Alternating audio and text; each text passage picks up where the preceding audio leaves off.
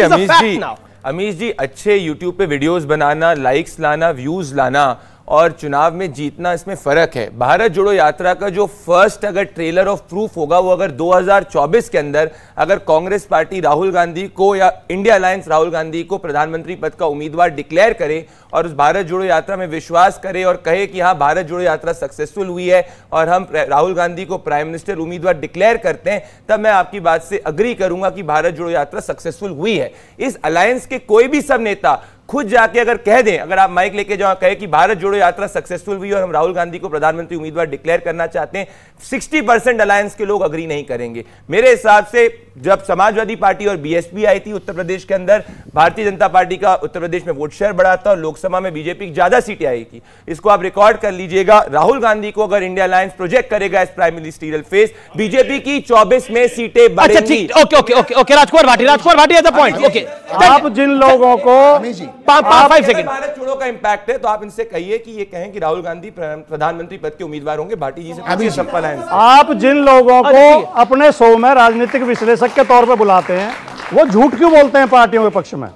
प्रदीप भंडारी कह रहे हैं कि बीजेपी की वोट बढ़ी, सीट बढ़ी थी, 11 सीट कम हुई थी। अरे 19 में 11 सीट कम हुई थी, आपने सीट का अंदर बीजेपी का वोट सीट भी कम हुई थी, वोट भी कम हुआ था। अरे भाटी जी थोड़ा, अरे मैं बता रहा हूँ, जिम्मेदारी के साथ बता रहा हूँ, चेक करके 11 सीट यूपी में बीजेपी की कम हुई थी, वोट शेयर ये उसमें तिकन 2019 में 2014 के मुकाबले कम हुई थी, सीट थी 2014। वोट शेयर में तो इजाफा था। वोट शेयर इसलिए ज्यादा दिखाई देता है कि आधी सीटों पे एसपी लड़ी थी, आधी पे बीएसपी लड़ी थी। अगर सारी वोट शेयर तो वोट शेयर है, वोट शेयर भी नहीं बढ़ा। 10 सेकंड का मुझे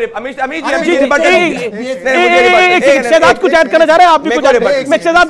भारत जोड़ो यात्रा के बाद 6 राज्यों के चुनाव हुए, 6 असेंबली इलेक्शंस, उसमें 4 बीजेपी जीती, 2 कांग्रेस जीती। तो ये कैसा इंपैक्ट है? और भारत जोड़ो यात्रा का इतना इंपैक्ट है तो पहले अखिलेश को मध्य प्रदेश में जोड़ो, फिर पंजाब और दिल्ली में आम आदमी पार्टी को जोड़ो और आखिरी एक minute Pradeep Bhandari 20 second, 20 second. Bhati ji थोड़ा पढ़ के आए। जितना उत्तर प्रदेश में बीजेपी को 2014 में वोट पड़ा था उससे ज्यादा बीजेपी को 2019 में वोट पड़ा था। नहीं पड़ा था, नहीं पड़ा था, नहीं पड़ा था, 42 नहीं पड़ा था परसेंटेज 2014 नहीं पड़ा था। आपने तो ये भी कहा कि सीट बढ़ी थी, सीट 11 कम हुई थी। ओपन चैलेंज है, गूगल खोलिए, अभी गूगल खोलिए। अगर 49% वोट शेयर, अच्छा ये वोट शेयर कैसे?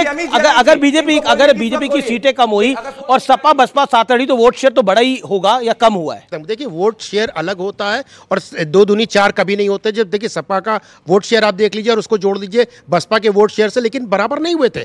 तो जो 2019 का प्रदीप भाई बता रहे हैं वोट शेयर बढ़ गया था, नो डाउट सीट कम हो गई थी, लेकिन उसको समझने की जरूरत है। ये सीट की बात कर रहे हैं, वो वोट शेयर की बात। जी। लेकिन मैं दोबारा आता हूं और मैं छत्तीसगढ़ के ऊपर प्रदीप भंडारी आपसे सवाल पूछ रहा हूं। क्या आपको लगता है, अभी एक एग्जिट पोल आया है जो बीजेपी को 42 और कांग्रेस को 45 से 47 सीटें दिखा रहा है, क्या आपको लगता है Chhattisgarh is a close call on 3rd दिसंबर? छत्तीसगढ़ एक क्लोज कॉल है, बट कांग्रेस पार्टी को छत्तीसगढ़ में एज है। भारतीय जनता पार्टी अपने बेस्ट सिनेरियो में 16 जो सीटें हैं वो क्लोज मार्जिन सीट्स हैं। अगर वो 70% वो सीट जीत जाती है तो वो 45 का आंकड़ा छू सकती है। अगर बीजेपी 42 सीट्स भी लेके आ जाती है तो 2 सीट्स जो है जेसीसी के पास आ रही है और एक बीएसपी के पास आ रही है, तो which comes down to Congress party 45-44 पाएगी। तो मैं ये डिस्काउंट नहीं कर रहा कि बीजेपी छत्तीसगढ़ के अंदर सरकार नहीं बना सकती, बट कांग्रेस पार्टी को एज है अमीश जी।